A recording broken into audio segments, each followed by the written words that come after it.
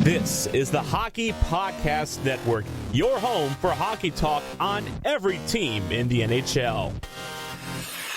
Calgary Flames fans, it's time for Flames Unfiltered. Entertaining and controversial hockey talk with your host, Brad Treliving. All systems go. Yes, we are waiting, and we have been waiting. Give us some damn details, NHL, will ya?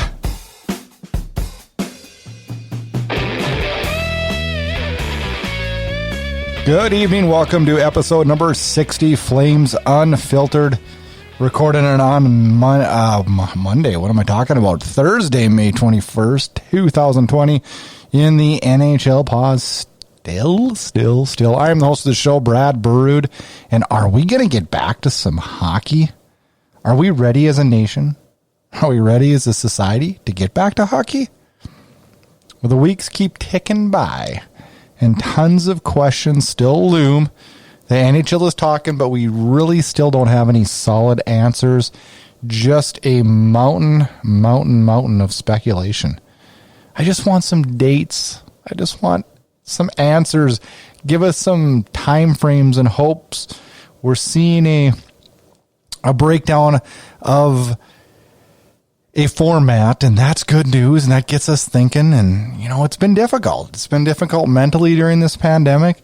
And one of the hardest things, besides, medical things and everything more important than hockey aside, it's been hard dealing with the unknowns and the inability to plan things out. I like answers. I like to know what we have ahead of us and a time frame. A drop dead date would be really cool to have. The answers we've gotten lately are, speculations. And I understand that's kind of the way it goes. And I don't know. Right now, about all I know is that I still cannot hit my driver straight. And my irons were good, but struggled a little bit. And my putting is streaky at best. Not bad tonight, though. Didn't play too bad tonight. Beautiful night, a little windy, but we got another 18 holes in, and that's what I've been doing to fill my quarantine time. But you know what? I want some hockey now.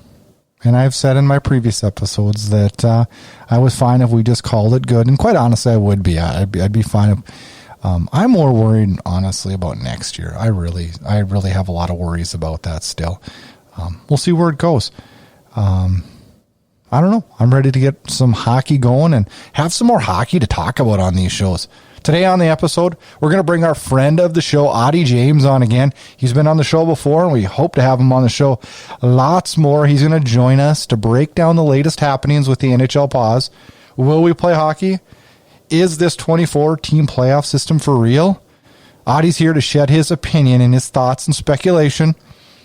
And then we'll roll into some Flames news.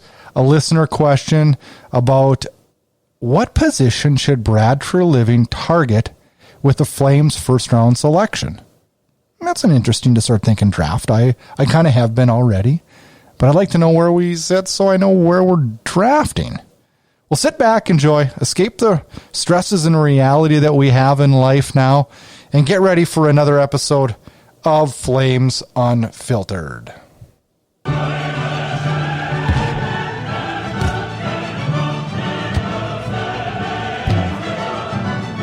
Balls can hurt, but yours don't have to. At Manscaped, we save balls. Prevent manscaping accidents with the Lawnmower 3.0, featuring skin-safe technology by Manscaped. Get 20% off and free shipping when you use promo code THPN at manscaped.com. Your balls will thank you.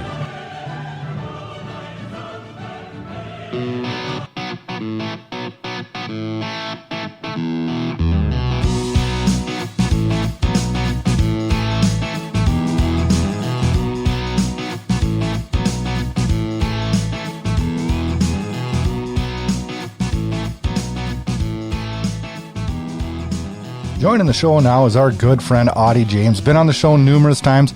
Always good to have him back, and we hope we'll get him quite a bit through the NHL pause and when we get back to hockey action. Good to have you, Auddie. Yes, thanks for having me again. And I wanted to start with something real quick, and I think you and I are going to both have to eat our words. Oh, I know. I know what you're going to say. We were very confident that this thing wasn't coming back. Oh, and the only little bit of news that we've had so far is that it's coming back and that it's going to be sooner than we think and all this good news. And you and I are going to have to eat our words. I know, because I was very hesitant. I wholeheartedly believe that there was under a 5% chance that we'd be playing hockey again. And I was too. We're both in the same mindset. We kind of think the same way. But I thought for sure that this thing was just going to be a lost cause. We talked about last time I was on the show, how much of a waste of time, waste of money this thing could be. One player gets it, then we're back to square one. But I don't, that's a good, do you think, we'll jump right into it then. Sure. Do you think that if a player tests positive that we will be back to square zero? Because I don't anymore. The more I think about it, the more, and you know what, you and I talked about this before we started recording, and it's the accessibility to testing. Because I feel as though if this thing does come back, well, it's more or less looking like a when now than an if. When this thing comes back, the amount of tests that will be available and the amount of times that they will be testing, I don't think that they'll be back to square one. I don't. I think if one person gets it, they're just going to keep testing. I just think that player will go bye-bye. He'll do his thing and they'll keep trucking along. Yeah, they'll quarantine that player and test and maybe double test and we'll keep rolling. I believe that now, and I wouldn't have said that 3 weeks ago. No, I don't think so either. But the amount of strides we've taken since our last discussion, which was probably in that 3 weeks, about 3 weeks ago. They've taken so many drastic measures to ensure that this thing comes back and to ensure that it's done the right way. You know, they're talking about hub cities. I'm not sure if you saw the tweet from Darren Dreger today about Edmonton's pitch to be a hub city. And basically the way he explained it was it'll be something very similar to like an Olympic village where they're quarantined. They'll have access to their own 18-hole golf course. They'll have an area for TVs and hanging out and stuff like. So it's not like, because one of the things I thought about was the mental well-being of these players. You show up at the rink, you play, and you come back to the hotel and you're just sitting in the hotel. But the way Edmonton's pitched it to kind of like err on the side of the mental health of the player and being able to do stuff with their teammates and being able to commingle with other teams. I think that, and 3 weeks ago I would have never said this, but I think they're doing a good job, and I think we're going to see hockey sooner than we think. I know. So when do you think, like this last 2 days, they've dropped this 24-team playoff system, and there's been a ton of speculation on it. When do you think, realistically, we could see hockey? Realistically? Yeah. Oh, man. Well, what are we looking pinning you down to a date here? Okay, well, let me open up my calendar and see how much time we have. What do we have? May 21st at the time of recording today? Yeah. Is that what we're looking at today? I would say June 8. No way. I'd say June 8. You think we could play hockey on June 8th? I think June 8. I don't think we'll get people back to the country by June 8th. I am so confident that they'll want to do this thing. The thing is that like, if I'm the NHL, I'm not trying to say and I actually put a video out about this yesterday. And everybody listening, you got to go to YouTube and subscribe to Auddie James. He's got tons and tons of good hockey stuff. You got multiple good things this week that I watched. There were some good ones. There were some good ones. So make sure you check that out on YouTube, please. Thank you. But yes, the 24. I talked about the 24 team, the 24 team playoff, and one of the things I said. It was either in yesterday's video or today's live stream was they're not going to want to rush to bring this back, but I also don't think they're going to really want to drag their feet because at the same time, I feel like they still want to have a normal draft. They still want to have a normal offseason. And contrary to what we're hearing about a December start, I feel as though they still want to start as soon as they possibly can to kind of give as much normalcy as possible. I just don't think by prolonging this even more. And then another thing we got to consider too is today they said that Chris Johnson from Sportsnet reported that the preliminary play-in that the 8 teams that aren't the top 4 will have to play is likely going to be a best of 5. Really?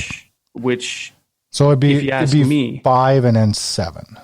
I did hear, now that you say that, I did hear that. Yeah, so a best of, like, that's a lot of, like, you got to talk about 8 series of best of 5. I mean, I don't know. The playoffs seem like they're long as it is, and I'm not saying they drag on, but you're adding another round before the first round. But what about the teams? So, like, you know, if you look at that format that they have out, they have Calgary playing Winnipeg in a best of 5, and then St. Louis waiting. So St. Louis has to wait that long? So another thing that was part of that tweet was they are not going to be seeded based on their points percentage. Those 4 teams that get in, they are going to play a round robin and be reseeded based on that. Okay. So while the best of 5 is going on, the 4 teams that are already in are going to be playing a round robin, and then they're seeded based on that. So Calgary, the winner of Calgary Winnipeg, doesn't necessarily play St. Louis. St. Louis. They could play any of Colorado, Vegas, Dallas, or St. Louis, depending on how they seed in the round robin. Wow. So they're really, and you know what? I've said it before. Now's the time to test these options out. Yeah. Because you know what I mean? Like, now's the time to kind of play around with this kind of idea. Personally, I think it's the most fair idea if you're going to do this, because you're giving teams that aren't in the playoff picture. I'm going to put it in quotes. You can't see it because it's a podcast, but I'm putting in quotes in the playoff picture. Yeah. You're giving those teams that aren't in that an opportunity to still fight for it and earn it. Do you think it's a little odd, though, having like a Montreal and a Chicago in it when they had kind of thrown in the towel and were sellers? Very. I find it very odd. And do you also wonder, like, how does Buffalo feel? Like, they are right behind Montreal and had played, I believe, I could be wrong on this, 2 less games.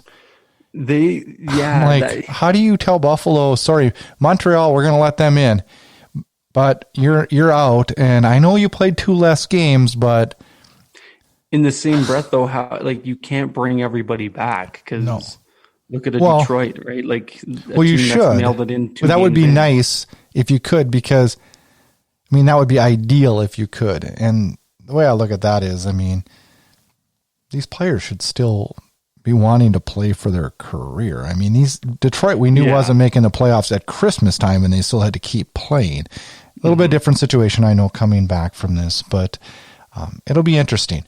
Now, the hubs are kind of a hot topic also, and one of the things when I look at the hubs is, how does border closures not affect this and getting players back from overseas not delay this? Like, when I sat down, and I love your June 8th, I do, but I looked at it and I was like, man, if we're playing on July 20th, I'm happy.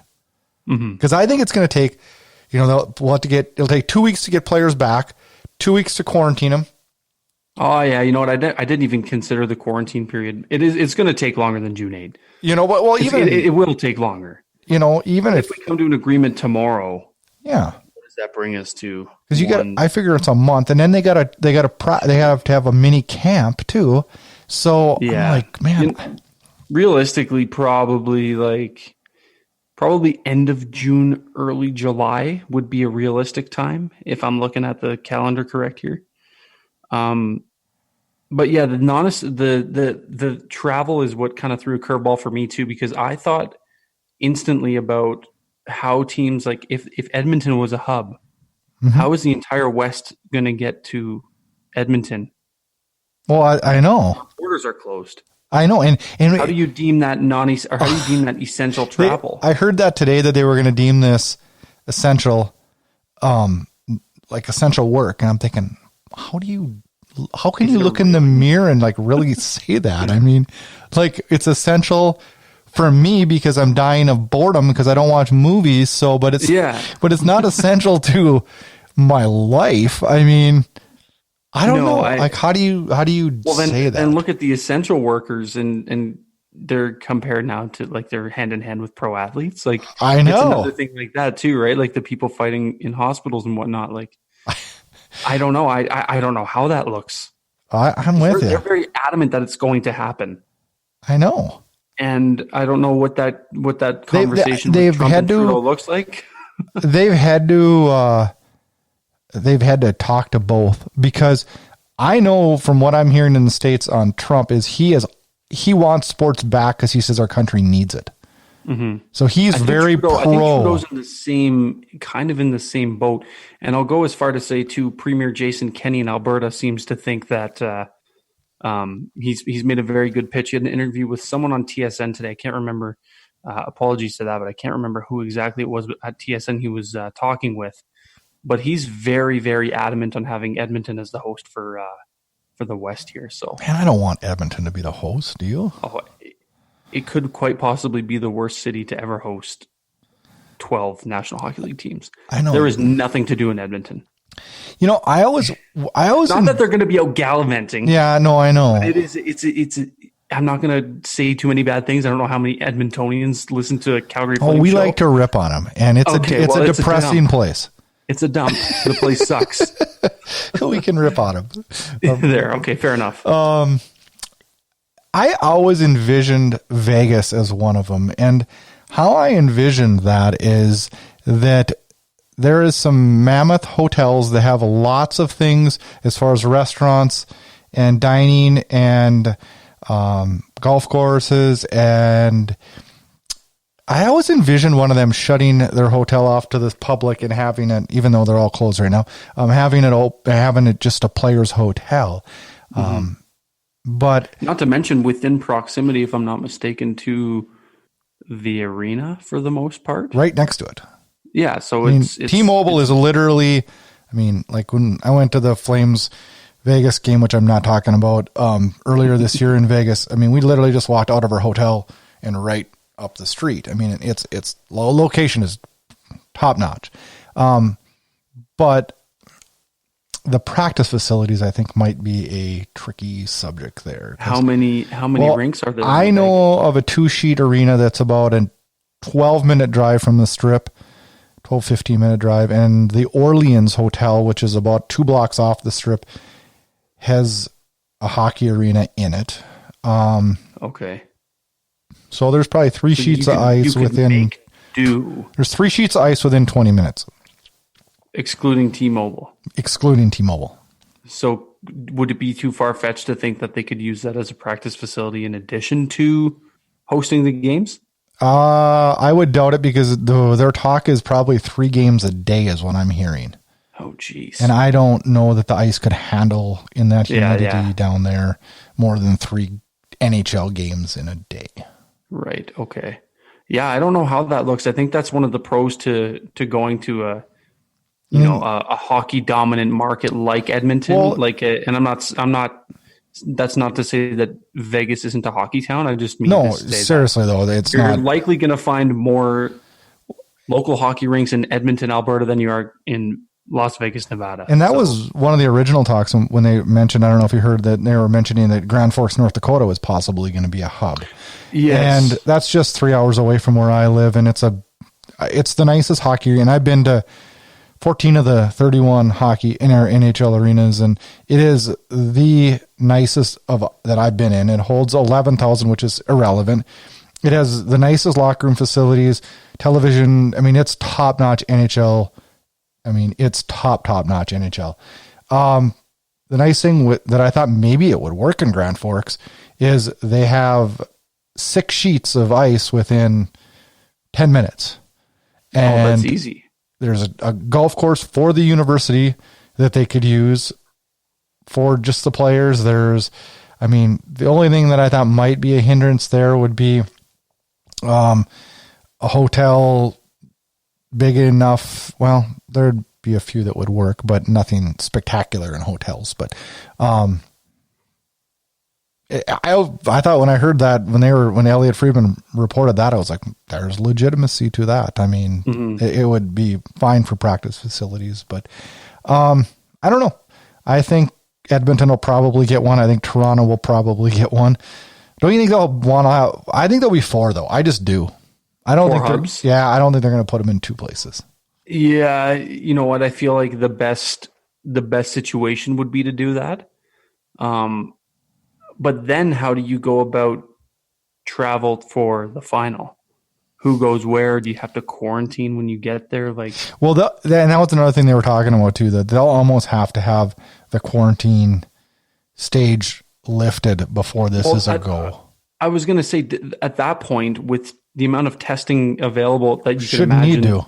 There will be no need to quarantine. It's just going to be a test. Yeah, it's going to be a test. Right. The only reason we were quarantining was because this thing was so new and nobody had any idea how to. Well, I mean, they had ideas how to test, but it wasn't as accessible as it is now. Yeah, we didn't have the test to just test us all. Go right. door to door. You think one of the major North American sports leagues can certainly get their hands on testing. It's just gonna like I said before, it's gonna be testing all the time. It could be on a daily basis. Before you enter the rink, you get tested, and if you test positive, you got to go quarantine, right? Like, yeah, it would be like an injured reserve. You're on the, that'll be essentially you're on the shelf, right? Your starting goalie goes down with coronavirus. Oh, jeez. Yeah, exactly. Call our good friend David Ayres. Oh, what a nightmare. So the format that's been given out, and we don't have any finalization if this is exactly what they're going to do. Do you like the format, or do you think the format is fair? I like it, and I do think it's fair. I think those top 4 teams deserve to be there. I like the way, and you know what? I didn't record a video today specifically because there's just so much that's been coming out that as I'm prepping a video, more stuff is coming. So I did a live stream and I talked about it instead of recording at the time. And I like how they're going to, again, potentially reseed those top 4 based on a round robin.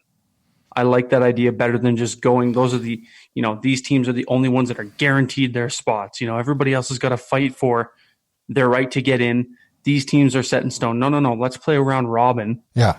Let's reseed based off the round robin while these other teams are fighting for their spot to come in. Because originally when this 24 team thing came out, weren't they going to just go with it in this manner and not reseed? Because I know a lot of people were saying, well, it'll be like March Madness. We'll be able to pick it all the way through versus reseeding. Now I'm a fan of reseeding. It'll be interesting to see how they finalize this thing. I agree. I think the reseeding, and you know what? I like ripping on the Leafs, but to a certain point, I feel bad. Like if, as it stands right now, they play Columbus, and if they beat Columbus, guess who they meet in the first round? They get Boston. They get Boston in 7, and then they're out golfing again. So, it's almost nice to see. For all we know, they could play this round robin, and they're seated the exact same way. Well, who knows? See, I'm a traditionalist, and I like the playoff format. The original playoff format that we were expecting to see this year. I like it. Now I have a ton of people that like to argue with me, and maybe you'll be, that they wish it was 1 through 8. There's arguments both ways. I mean, I can live with the 1 through 8. I do like the fact of hopefully getting a Battle of Alberta because of the way the system is right now. For sure. Which hasn't happened yet, but I still believe that with the current system, it will.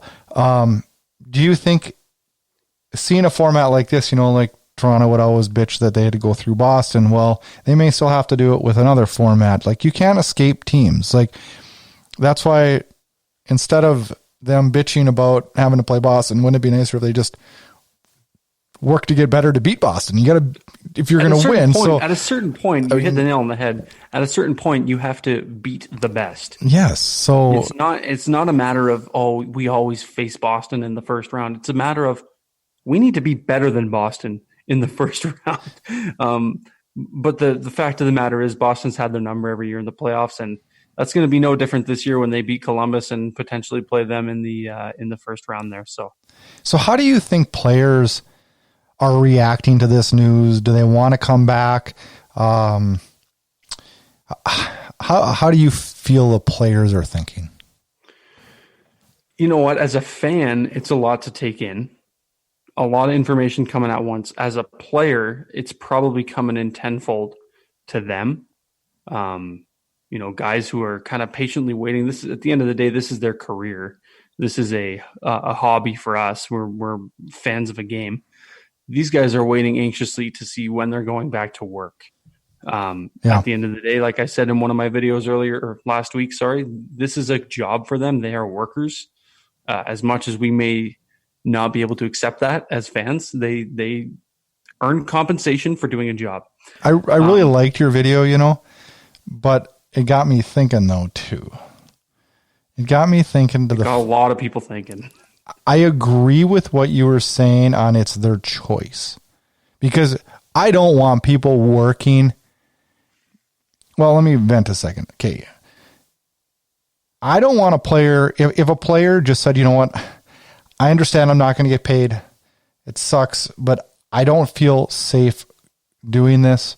I'm going to forego it. I'm fine with that. But when a player says, well, I don't feel safe, I don't want to play, and then goes on to bash the league and bash the fact that the league wants to come back in the media like Radko Gudas did, that pisses me off. Yeah, at the end of the day, I would agree. I think there's a way to go about it if players are going to, which realistically, I made the video, but I don't think there's going to be too many people. I don't either. That actually, I just wanted a discussion. And I thought it was a great video. I loved it because it got me really thinking, and that's what your videos usually do. I don't think there'll be that many. I think there might be a few. There's already, there's been a couple people that have, or players that haven't openly questioned it, but have certainly voiced like a very small opinion on, well, what if what does happen if? Well, and one I specifically remember is Mitch Marner being posed with the question, and he said, well, what happens if what if I get it? What if someone on my team gets it? Like, we just don't know. I referenced Jake Virtanen in the video, talking about how they have to do this right because nobody wants to get this thing. They have to do it safe. They have to have the players in mind. And then obviously Radko Gudas being his normal self, very educated self, went about it a completely different way. I don't think you bash the league for that. At the end of the day, they're trying to get everybody back to work. And that goes for more than just players. We're talking executive, we're talking training staff, everybody, right? One of the things that I feel like, I didn't like the players' argument about not being with their families. Like, I know we all want to be with our families, but let's face facts. This is an odd circumstance in a short-term situation. Mm-hmm. I mean, some players may have to leave their families for literally 2 weeks and they'll be out. Mm-hmm. Some will go longer, but that's the chase, that they're not having a lot of family time when they're in the middle of a Stanley Cup run in the first place. So, even in the regular season, being on the road, these guys are, on the road for. So I'm not trying to be insensitive to the players, but I don't buy that argument really. But one of the things that bothers me when players get vocal about this is that this is going to be a huge financial hit on the owners, which trickles down to a financial hit on the players based off the CBA. And these are the same players now that, I do believe that 98% of them will want to come play. But for those 2%, they're going to be bitching about escrow next year, and they're going to be bitching about money, and they're going to be bitching that the salary cap's not going up, and they're going to be bitching and bitching and bitching. But if the league doesn't do what it can to try to get back and try to salvage something, it's going to be even more of a financial hit. Exactly. They need to do something to recover some of the money that they've lost, which has been, I could only imagine, I'm not a business major, but I could only imagine with this amount of time off has been astronomical. In the billions, they say. I remember reading something about sports as a whole and how much money sports has lost, and it's not good. But you're right. These are going to be the same guys that are going to bitch about their contracts next year. They're probably on expiring deals, and they're going to be looking to cash in next year, but they're not going to be able to because the cap isn't going up. So everybody's going to be taking a cut. This is going to be a very interesting year for free agents, and I believe we talked about it a bit before when we were discussing bringing back Brody and Hamonic. And how interesting it's going to be for these free agents and how they're going to take different deals, because there's going to be, let's take the Leafs, for example, who have, 60 million locked in on 11 players or something stupid like that. Exactly. How are they even going to? what do? You can't pay big dollars for big names. You can't afford to. No. And like, I'm talking, I'm doing these podcasts and I'm talking about like, what should we do with Hamonic and what should we do with Brody? Well, I don't have any idea because I don't know how much money we're going to have left. There's no guarantee on where the cap's going to be. I don't think they'll make the cap go backwards. I think they'll work something out. Hopefully in a new collective bargaining agreement, to spread this out over a length of time, but definitely I know the cap won't be going up. No. So to fit all this in and the market, I think for these guys is going to be horrendous because no teams have any money to pay these free agents this year. I don't know. A guy like Taylor Hall. I know he's going to take he's going to be taking it and they're going to be 1-year deals. Yes. Which a lot of, you're going to expect a lot of these bigger free agents, like even a Pietrangelo. These guys are going to be taking 1-year deals. They're not going to be signing long-term because teams can't afford them now. They're not, yeah. So they're not going to be getting full face value.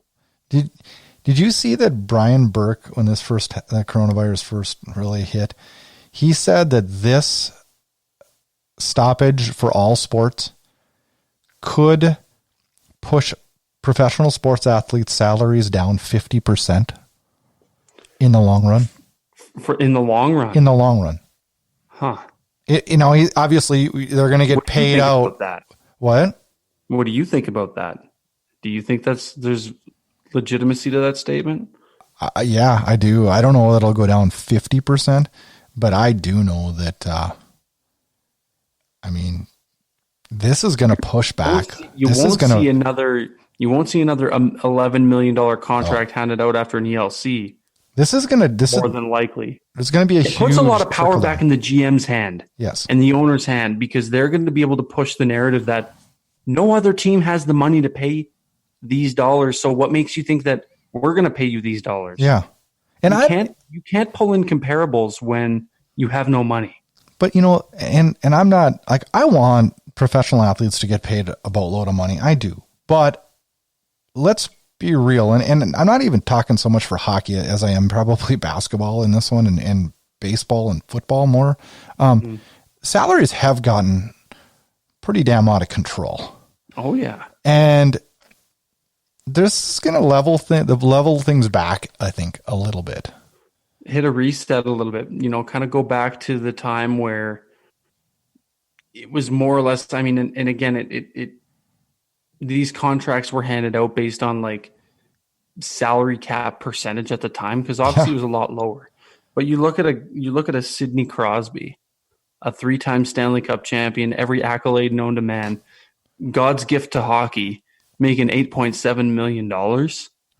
You're going to pay Austin Matthews 11. I know. Excuse me. I know. That's the thing. Like, you know what I mean? And again, it's a different comparable because the times were different back then, but we're going to start seeing more and more superstars like a Crosby, like a Matthews, like all these big name guys who should be cashing in, making more modest 8.7, it's going to make like a William Nylander, who's a $6 million player, $6 million player right now. He'll be making in the four range. You know what I mean? Like it's really going to scale things back. And I never thought about it. And I'm glad you brought it up because I honestly didn't think a single thing about how, what kind of impact it would have like that. But it will. I think it's gonna hurt. And I agree. We haven't heard about professional sports worrying about money at all, and we have with this because you look at us getting back to hockey, and with the amount of testing that's going to need, the frequency, what are the costs of these tests? We're not going to have fans in the stands, so there's no revenue there. I heard cleaning a locker room, they're estimating is going to be about $1,500 every time a team leaves the locker room. It's going to cost $1,500 to have it cleaned every single time. With no fan revenue, I know they get merchandise and the TV deal, but this is going to be a cash crunch for the whole league. Mm-hmm. And I've even thought to the fact that looking at this 24th team thing and go, is this financially feasible? Feasible, yeah. How where is this money coming from?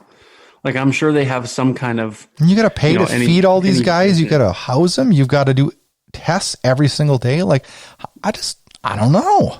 Which is why I've said from the start, why sink all this money into it for a what if? I know. But if they have all their ducks in a line and they're certain that this is going to be the right business plan, because at the end of the day, and I'm gonna say, veer off the topic a little bit. I'm not sure if you read Akeem Alou's Players Tribune article. I have not.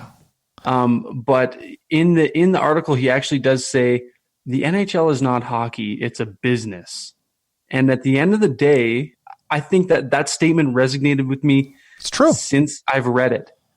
And at the end of the day, they're going to make a smart business decision. They're not going to be making hockey decisions. But do you think that the NHL in any way, shape, or form will put the players at risk? Because I don't. No, because then again, they're going to be back to it's bad press. It's bad. Like there's got to be a team dedicated to just ensuring they, I'm not going to say ensuring they do the right thing, because obviously that's the end goal. But there's got to be people, they got to think of all of the tangibles, the what ifs, what happens if this happens, you know what I mean? Like, what is the response? What's the reaction? The players are their lifeblood. Exactly. They're the ones who pay everybody's salaries. Mm-hmm. Without the players, nobody makes money. And you don't want to lose your paycheck. I know. You don't want to lose the guys that essentially write your paycheck. So I don't think they'll put players at risk, and that contradicts my right to refuse video a little bit. No, not really, though. I mean, because I guess you're not making it sound like the NHL's forcing them or throwing them, to the wolves. There is going to be a ton of safety measures taken to make this go.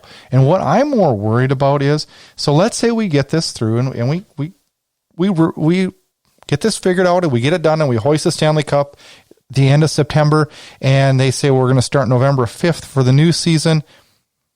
What if we still can't go back to our home arenas with fans? Then I don't think the league goes. No, I don't think so either. And we won't know. I know.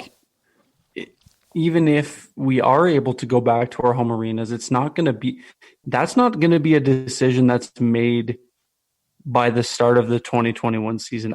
I will guarantee it. I don't think it will be. So either. Then what? Do you have hub cities again? Do you just scrap it? I don't know. You do a temporary lockout? Like, how does that work? I don't know. So, I mean, it's going to be really interesting, because we're going to see some creativity here, mm-hmm. Not just in the NHL, but like you said about the NFL, MLB, the NBA, in Canada, the CFL. Like, leagues are going to get creative. Well, they're going to have to. I think the NFL is probably safe playing with no fans because they have such a massive television deal. Major League Baseball. I don't know how they'll handle this. I think the NBA will struggle just like the NHL, and I think the CFL will be in big trouble, which I hate to see that. But I know one thing that'll be in dire straits is, and a lot of people are not talking about this and forgetting this, but if we're not allowed to have fans in, there'll be no junior hockey teams anymore. The American Hockey League will not have teams. There'll be no feeder system for the National Hockey League. Because there's not a junior hockey league team that can survive without fans. No. They just can't. So what happens then? That's what I'm worried about. I don't know. I can't answer that question. I can't either. No idea. I have no idea. I don't know. Like, that's the guy. Like, oh man. Think about that though. Because they cannot survive without fans. The CHL is already done for the year. They've OHLQ and the Dub. They've all said that they're not coming back. So really, call it what it is. Yeah. Well, you're done for this year. But I mean, what happens in October when it's time for them to come back? And the Prime Minister still says we can't have fans, or in the States we can't have fans. Like, I know the United States Hockey League won't play. The NCAA, I'm almost willing to predict that they won't play at all next year just because of the way the NCAA operates. Right. I don't know. If you don't have where do those players go? Where do they go to get better? Like, they can't. They all leave and go overseas? Well, I mean, if that's the I don't know to come back, or what? I don't know. I mean, we won't have any American Hockey League. So if we have 3 guys go down in Calgary, we can't even call Stockton to get guys. That's a very good question, and that's so there's going to be so many. It's a real brain teaser to me. I have no idea what happens. There's so many things, and I don't like that. No. We'll finish up here with a couple Calgary Flames related questions to coming back. Looking at this 24 team format and seeing kind of where Calgary sits now, do you think that this format will help or hinder the Flames' success? I'm not. I like to think a well-rested Flames team is a good team. And obviously this time away has been more than enough for well-rest. But at the same time, if we get a team that started the year the same way they did this year, then I'm not too confident. We're in trouble. It almost needs to be a complete shift in mindset from the start of the year to now. I think that I think a lot of the guys are more comfortable in their roles and they found their game. So we're going to see a different team than what we saw at the beginning of the year, even excluding the break that we've seen or that we're dealing with now. Guys that come to mind that I think have found their role. Obviously, we've talked about Sam Bennett. Mm-hmm. That's been one that's kind of accumulated over the past couple seasons. But newcomers such as Milan Lucic, full-time roster players in Dylan Dubé, and guys like Andrew Mangiapane, those are the guys who I would look to see kind of take strides outside of your Johnny Gaudreau's, your Sean Monahan's, your Elias Lindholm's, the guys that drive the offense. Those are going to be the guys that I think take a big leap when the season does come back because they found their role, they've established themselves within the team, and we can expect more from them now. Yeah. Since they have experience under their belt. When I looked at this format and I thought about, does this benefit Calgary or not? The one thing I think this whole NHL pause has helped Calgary is the season was such a ginormous, I don't even know the word, but it was just a ginormous shit show from like opening night. I mean, could you write a script of have more things go wrong for a team? I mean, seriously, like it was one thing after another with the scary incident of Brody to the Bill Peters to the Giordano. I mean, just injury and like, oh my gosh, like what in the world? Like, so maybe it was a whirlwind. Yeah. And it's a lot to, you got to think too, like it's a lot to take in as a player. You see your teammate collapse on the ice. Your coach is fired after, apparent racist remarks from the past. They couldn't catch a break. No. The media was all over them for everything. So maybe this is like a giant enema of bad things and we come back fresh. I hope so. Because not only could we as fans take a break and actually see some good hockey, but think about the players too. Like they deserve a fresh start. They deserve to come back with a Jeff Ward system and not have any interruptions. They deserve to have, nothing but success going forward kind of thing. You know what I mean? Like, I feel like this is just going to help them. I think so too. They can put everything behind them because essentially it's a previous season issue. The way I look at it, at least, we've had an off season now. Yeah. And everybody moves on. And, hopefully this translates into success on the ice. We'll just have to wait and see. 2 final questions. How do you think we match up against Winnipeg? Oh man. This was a discussion I've had with myself in my head. I think that we match up well if our goaltending is hot. I think that we can match them physically, offensively, just about every other category, but we're going to have to really rely on a solid Talbot-Riddick tandem. Connor Hellebuck is Connor Hellebuck. He's making a name to be one of the best goalies in this league right now, if you ask me. I've always been high up on him. But it's going to come down to our 1A, 1B. And how they play will dictate their emotion. Everything is going to dictate how this team goes forward into this playoff. Because We know David Riddick has a bit of a temper. I think he learned very well from Mike Smith. Yeah. But he could also learn very well from Mike Smith and how he's been this year, because he hasn't been terrible with Edmonton. No, not at all. But yeah, I think that a lot of it's going to rely on in the crease, I should say. I know I would give the nod in the crease to Winnipeg, and I think you would too. For sure. I would give the nod on offense to Winnipeg also, but I would definitely give us the odd defensively. I think it would be a good matchup. I don't think it would be a sweep. It would be a tough battle for Calgary, but I look at this Western Conference and I don't know who I would say would be an easy battle either. So no, I don't either, but I still certainly think that I think Winnipeg has the advantage in like you said, I would agree with in the crease and offensively, but that's not to say it's not going to be a very hard fought battle. We saw these teams face off in the Heritage Classic. That was a fun game to watch. We've had some good games with Winnipeg this year. There's been some good ones, and it's almost establishing itself as a pretty decent rivalry. Yeah. If I do say so as well there. But this would be a very, very fun series to watch. Which Flames player do you think what Flames player do you most look forward to seeing how they handle the playoffs? Oh man, not Johnny, not Brody. Monahan is always one of those. I want to see Johnny. It's his last chance with me. It's his last chance though, isn't it? Don't we need to know one final time that this guy is either going to be a playoff player or not be a playoff player? I would agree. Yeah, that would be one to certainly watch. Yeah, you know what? Johnny might not be a bad because if he disappears like he did last year, then we know it's not a one-off. Then we know that we don't have a playoff performer and we need to deal with that. He's on his last leg for me, and I know he's the same for you. We both share the same opinion of him.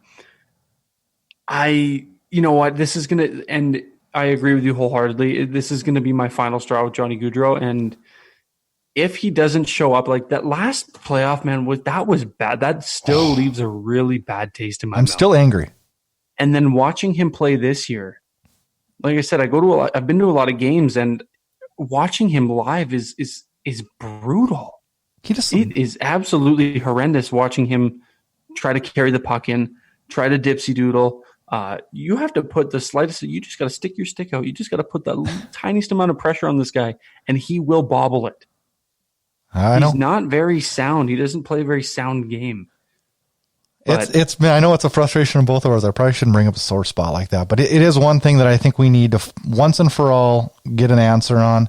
Who do you look as one Flames player that really could explode in the playoffs and prove to us that they're for real?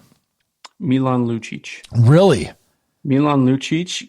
He is more and more proving to me that he is a team first guy. I agree with that. He will do anything for his team. He, I think, is kind of finding, and I'm not going to say his offensive stride, because his best offensive years are behind him when he'd park himself in front of the net in Boston on the power play and just chip in garbage. But I think that Calgary is kind of reigniting that former spark that made him so good in Boston, something that he lost when he went to LA, something that he never got back when he went to Edmonton. I think that he's finally kind of finding the team that he was looking for when he left Boston. Mm-hmm. You know what I mean? And it's not to say that I'm comparing that Stanley Cup team in Boston to the Flames. No, I know. But I mean, he's finding he's finding his, I don't even know what, not personality, but he's fitting his place on the team. Exactly. That's exactly it. And I promise you, in the playoffs will show up, and he will be the one to watch. I think Mangiapane will be good, and I've been ripping on him I've been ripping on him all year, and I'm starting to see the light here. I know everybody loves him. You love him. Everybody loves him. And I've kind of been hard on him all year, but I'm seeing the light. But I also think that if we get to watch playoff hockey, we are going to realize just how important Travis Hamonic is to the Flames. 100%. I would agree with you. The more I thought about our last conversation about the blue line, the more I realized that this guy is a very, very pivotal piece. He again, like Lucic, will do absolutely anything. He will lay his body on the line. Absolutely. He will go to the places that nobody else wants to go to, and he's not afraid to do it. He does it as if it's nothing. It's really fun to watch him play. Well, Auddie, always fun talking hockey, Flames, comeback, everything. We actually had a lot to talk about today, which was kind of nice. We had news. I know. And this last time we talked, it was like, we just rehashed all the whole season, but which was fun also. Pretty but much. How fun will it be here in a couple of weeks if we can get back together and visit about actual playoff hockey? How amazing would that be? Absolutely. Oh, no kidding. Once the next time we talk, I promise we'll be talking about the new plan of coming back. I think so. I hope so, and I look forward to it. I do too. And everybody go on to YouTube and check out Auddie James on YouTube. Great videos, and he's putting out a ton of content. It's been great. I love it. Thank you. Yeah, I appreciate that. We're starting to get some consistency on the channel, and yeah, it's fun. I'm looking forward to it. Well, we appreciate having you on the show and look forward to having you back. Thanks again, Brad. I appreciate it. CoolHockey.com is your #1 source for authentic and customized NHL jerseys. Use promo code THPN and receive 25% off your order. CoolHockey.com. CoolHockey.com. Jerseys online since '99. The Hockey Podcast Network, which Flames Unfiltered is very proud to be part of, has teamed up with CoolHockey.com for a great NHL Pause contest. Purchase a Cool Hockey jersey before June 1st. Use promo code THPN. We're going to give you 30% off. If you use the website link coolhockey.com/THPN when you log in, you'll also get entered in a contest where we'll have a June 6th drawing. Winner gets a $175 coolhockey.com gift certificate, courtesy of our friends at the Hockey Podcast Network. Flames News. Let's talk Flames News. And it is the shortest Flames News segment I've ever done since starting this podcast 60 episodes ago. I have one thing. One thing has happened this week revolving only the Calgary Flames. And it is that Flames prospect Dustin Wolf was named WHL Goaltender of the Year. Now, this guy has won more awards this year than I even knew there was. The Western Hockey League gives out a ton of awards. But you know what? It's always good when good old Calgary Flames prospects are winning them. I'm excited to see what Dustin Wolf does this year and where we can go with this. Is he our goalie of the future? I guess time will tell. On to the listener question. And this is a good one this week. God, we've had some really good ones the last 3 weeks. But this one is, what position should Brad Treliving and his staff target for a first-round selection in this year's NHL Draft? Well, the prospect pool in Calgary is not that big. No, the cupboards are not full. Some recent draft pick trades and producing prospects have lowered the Flames prospect strength. Now, it's not horrible, but I wouldn't consider it a hefty, healthy pool. We have some great prospects like Valimaki that will hopefully not be injured and will be able to play here real soon for the Flames. We have the Dustin Wolf goaltender that we've been talking about earlier in this episode and in other episodes. And we have Peltier and Godin on the forwards that I really like, both those guys. But I think the position we should target in this year's draft is a big bruising winger that has the ability to score. I think we need to get bigger on the wings. And I don't mean some, slow, big winger. I mean a mobile winger. We need a guy that can skate, move the puck, and bury it when he can, but also can be a physical presence when we need him to be. We need to get a little bigger and a little stronger in Calgary, in my mind. Get all your Flames Unfiltered podcasts, team news, team updates, and highlights at FlamesUnfiltered.com. Thanks for listening to Flames Unfiltered. We hope that this week we get more clarity from the National Hockey League on what we will be doing and when possibly we will get a return, if we will. It's been long awaited. I never thought we'd be actually to the point of talking about a return like we are now, so that's really, really good news. As we continue to deal with the global pandemic, please be cautious. Please be careful. Our health is our greatest gift. Thanks for listening. Calgary Flames fans are the greatest fans of the National Hockey League, and we appreciate each and every one of you. See you next week for more Calgary Flames talk.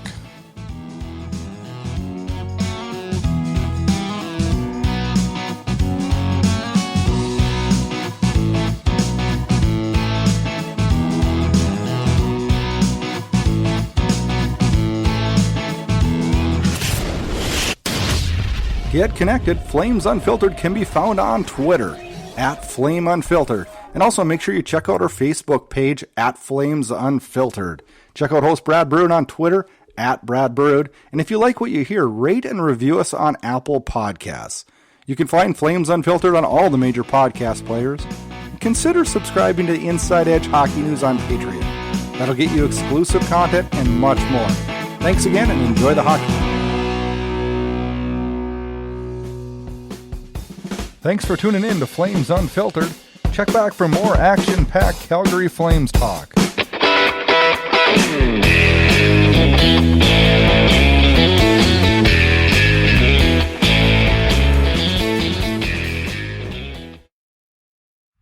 You're listening to the Hockey Podcast Network on Twitter @HockeyPodNet. New episodes every Monday and Thursday. Download at thehockeypodcastnetwork.com or wherever you get your podcasts from.